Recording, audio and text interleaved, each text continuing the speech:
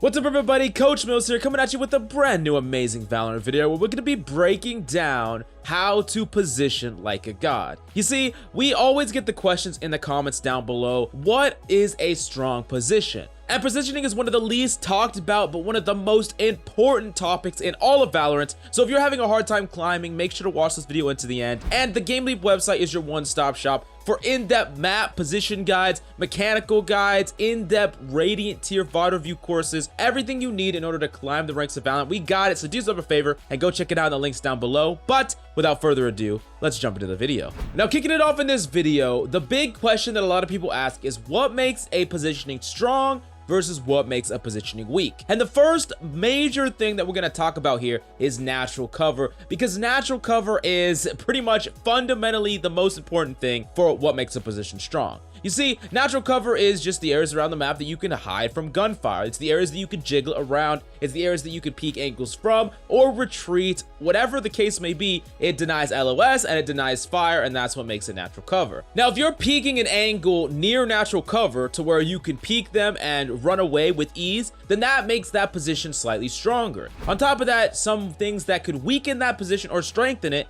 is depending on how easy it is to wall bang the cover that you're going to jiggle behind. For example, you're playing defense on split and you're peeking out of vents. Yes, you can jiggle out of that natural cover and there is natural cover for you to hide behind, but those walls are really easy to wall bang through. So there is some weakness involved, especially if you jiggle to the cubby side and you would have to cross back over. Enemies know you'll be in there. They could just spam you out, and that makes it a lot weaker than other forms of natural cover where if you jiggle behind something, it's a lot harder to wall bang. The next thing that makes positioning stronger or weaker depends on what happens with pre-aim rollout meta, which is something that I'm going to address in detail in another video. But essentially, because there are these common places that people are opting from, people are aiming from, a lot of people are starting to pre-aim fire a lot of different pre-aim rollouts where they'll jiggle peek an angle and they'll just fire out of nowhere. Especially on defense, they'll pre-aim an angle and fire, and they can get some free damage and sometimes even free headshots if you're holding these really obvious angles. And that is why, yes, some position can be strong, but if it's known and if it's used too much, it can become weak, because these pre-fire rollouts, you're not going to be able to react to them. You're just going to die right away with pretty much no counterplay if you're just holding that angle, even if on paper it is a strong angle. So that's something that you need to keep in mind. Something can become weak if you do it too much, if it becomes known, or even if you just use it too much over the course of the game. Now, the next thing we need to talk about as far as positioning is concerned is, are you going up against one person? Are you positioning versus one person? Or are you positioning for multiple members of the enemy team? A common practice that pro players do in 1v2 scenarios is they will actually force a more aggressive position that blocks them from other potential angles. They essentially force one angle very aggressively, and instead of giving themselves area to jiggle behind, they are full committing to that angle because they want to effectively create multiple 1v1s. Like, imagine two enemies are pushing onto point because they want to defuse the bomb you planted. Now, an enemy that's pushing from CT, you could hypothetically be on point and jiggle in and out of that LOS of that door frame, right? But if you do that, you're submitting yourself to the entire area on point. Now, a more proactive position would be to actually push out of CT and take an engagement with an enemy that is pushing through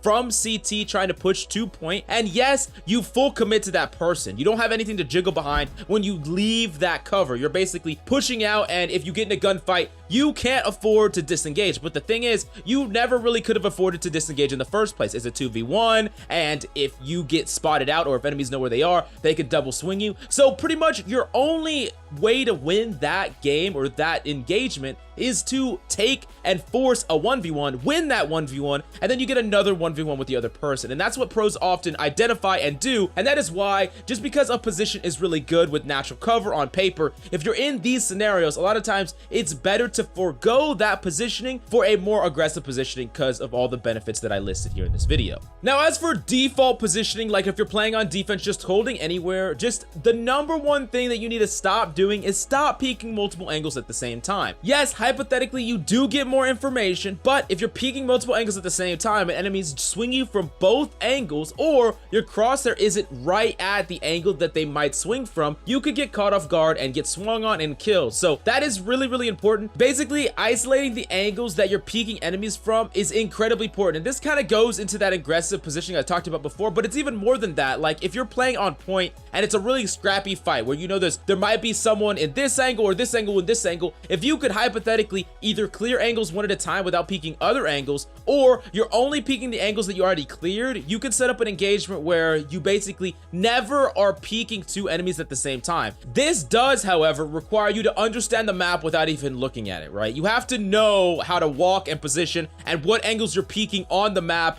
without actually looking behind you, right? You have to know if you're peeking heaven for where you're standing, or you have to know if you're peeking CT, and that's without looking at it. This is going to take some time and practice, but this is an essential skill that all pro players have, that they really have map awareness, and they make sure that they're actually peeking the minimum amount of possible angles in any given team fight. So they will actually push themselves in position that block LOS from heaven, or they'll push themselves in position to block areas or line of sight from enemies where they don't know, or areas that they haven't checked. This will effectively allow you to take those 1v1s over and over again, and you'll have more effective gunfights and not get 2v1'd all the damn time. Now, another question that's asked a lot when talking about positioning is, when enemies are pushing onto site, right? Should I be playing a passive position where I hide in a cubby, or I hide around the corner, or I hide somewhere, or should I instead be swinging the enemy when I know where they are? So there are some pros and cons to all the different types of positioning you can do when enemies are pushing on into you, right? Now, the big problem with hiding in a passive position is if enemies do check it, if they do check it with intent, because of PEEKER'S advantage and even pre-firing, they're gonna be able to kill you without you having any interaction. It's like if you're hiding in a cubby behind the corner, right? And enemies do check it, they do swing it, you're gonna die and lose that matchup. It doesn't really matter what the case is, unless of course the enemy just miss and spray everywhere.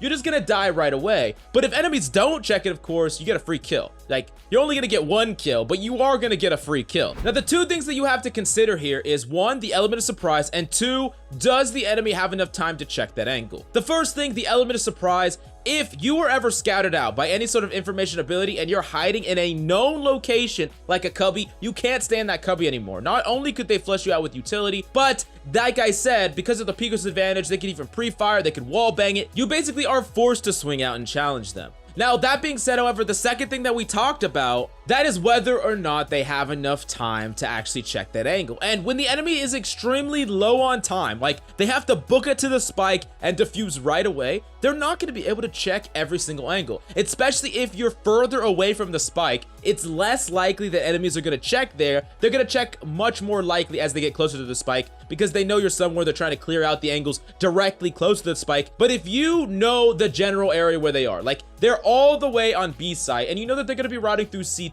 if you hide in a cubby somewhere from B to A, then enemies are not really going to be checking that if they don't have a lot of time, because if they checked every single angle from there to where the point is, they would just run out of time and the bomb would explode, right? So that is something that you got to consider when deciding, should I hide in this passive position? Because we already talked about the benefits. The benefits is, if they don't check it, it's a free kill. No skill, no gunfight, nothing. You just kill them because they walk right by you and you shoot them in the head. But with that, it is a risk in some scenarios. So you got to really ask yourself, based on all the factors that I just laid out, is it likely to work, or am I gonna just get swung and killed right away? And that will better help you decide how you position there. The third way to position actually is not in a passive position like around a cubby, and it's not in a position to swing the enemy when you know their location. The third way to actually hold a location when you're trying to defend a spike or whatever, only in a 1v1, is holding kind of out in the open. And you're gonna ask, what do you mean by out in the open? Well, the thing is, you could hypothetically hold an angle that doesn't give you any jiggle, peek, or natural cover, but it's very untraditional. And what I mean by that is, if you know where an enemy is gonna check from, they're gonna come from the back like CT, or they're gonna come from ramp, or wherever the case may be. If you are hiding in the corners, or if you're hiding near natural cover, they're far more likely to swing and have their crosshair on those angles, because those angles are, you know, positionally strong, like we talked about before. But sometimes you see pro players where they position in a way that is not positionally strong on purpose, and they commit to the 1v1 gunfight and use the element of unpredictability to instead be holding an angle somewhere among the 180 degrees out in the open, not necessarily in one of these designated power position, either corners or along natural cover or anything like that, because enemies just aren't going to have their crosshair placement there. They're going to swing out with their crosshair at the wrong place. You know where they are because of prior information. You're going to have your crosshair in their general direction. It's going to be a lot easier for you to take that duel than it is for them to swing and flick to you. Now, we do got to talk about PEEKER'S advantage, because that plays a big role in when you should push, what your positioning is, and all those factors. And something really important that we talked about before is if anyone has high ping, you or the enemy, if they have really high ping, then PEEKER'S advantage is going to be even worse in that lobby. No matter who has the high ping, if you are in an interaction with you having the high ping or the enemy having the high ping, then being the aggressor favors both of you. Whoever's the aggressor will have more PEEKER'S advantage. And that means generally you want to be someone who swings far more and is playing passive positions far less. Now, I'm not going to say that you have to play this every single time, but I am going to tell you, if you keep getting swung around the corner and get headshotted without any reaction at all, you can't react to it because this guy has like 200 ping and you don't even see him and your brains already are splattered on the wall, then you probably should start being more aggressive in general. The best defense is a good offense, and that's especially so when you're up against high ping. Even if it's your high ping, remember, abuse PEEKER'S advantage. It will never be completely eradicated, so you just gotta use it and understand it so that you get the best results and win the most amount of gunfights. Now, another extremely important factor when talking about positioning is effective range, and we talked about this a lot with just tons of different weapons, but you gotta understand not only the effective range of the weapon you're using, but the effective range of the enemy weapon, and is it more effective holding a position or swinging a position? For example, a weapon like a Guardian would be fundamentally more powerful. Your position would be more powerful in a defensive position holding a long angle because long first shot accuracy, and it's a tap shooting gun, so it's a lot easier to just hold an angle than it is to swing with it. But if you're swinging a close angle, that gun is trash. I mean, in general, that gun is trash, but that's just for an example, and it could be the same way with things like ops. Yes, positionally, playing an angle that literally looks at where an enemy could possibly be, if you could hold that angle first on defense with an op, that position could be a powerful position, because the only way that enemies are going to be able to challenge you there is typically with a flash utility or something that can allow you to jiggle peek behind. They have to smoke you out or use utility in some way to force you out of that cubby. That being said, still don't forget what I talked about before with all these pre-learned shooting rollouts that are coming out all over the place. If you're holding a really common op spot, sometimes you could get jiggle op peeked or jiggle vandal peeked and die before you even have a chance to react, especially if someone has even more ping than like 40. So definitely keep that factor in mind. Now, the last topic we're going to talk about in positioning is flanking. And tons of people ask, when do I flank? Should I flank? What's the downsides of flanking? And everything to do with it, so let's break it down here. The first thing that you need to understand when you are flanking is that there's certain characters that the enemy could play that make flanking fundamentally, I'm not gonna say impossible, but very, very difficult. Characters like Killjoy and Cypher in particular, especially when you start to climb the ladder and these characters are being played like they are at the pro level, they are flank checkers. And especially if the enemy team has both of them, you're gonna get spotted by a turret, you're gonna get spotted by utility, you're gonna have to destroy a trap wire. I mean, there's no way to execute a flank without enemy knowing, and up against those characters, I would say probably don't flank in general. Now, I'm not gonna say don't flank, period, but for the most part, I would not flank against these characters unless you're just flanking, you run into the utility, you destroy it, and then you back off, because then enemies think, hey, maybe there is someone on the flank, but maybe there's not because you didn't actually push in, and so they're wasting time and resources and effort basically trying to find you or worrying about you, which can be powerful in itself. Now, also, some characters are just going to be inherently better at flanking. Characters like Reyna, characters with flashes like Omen or Phoenix, these characters are going to be traditionally better at flanking because, of course, they have the tools to engage on enemies when they find them, or they have the tools to punish enemies that come and seek them out. These characters are much more lurker style. They don't have the same utility importance as some of the other characters in the game. Like, imagine if you're playing Cypher, right, and you go flanking and die, and then all of a sudden you don't have that information with your camera anymore because you took a really aggressive flank and died early. That could be detrimental to your team as well, so that's something to keep in mind. Now, the last thing that I'm going to talk about with flanking, as far as flanking is concerned, is that on some maps flanking is better and some maps flanking is worse. For example, a map like Haven or Ascent, these maps are actually very powerful for flanking, and it requires a lot of diligence by the Sentinel characters, specifically Cypher, to make sure that these flanks are kept in check, because on Ascent, enemies will often flank out of mid on defense in pro play, and specifically on Haven, sometimes pros will even do a full team rush from multiple sides, or you'll have people that flank from pretty much every side. The second they identify enemies like pushing up mid, for example, you'll have enemies flank from C, enemies flank from A,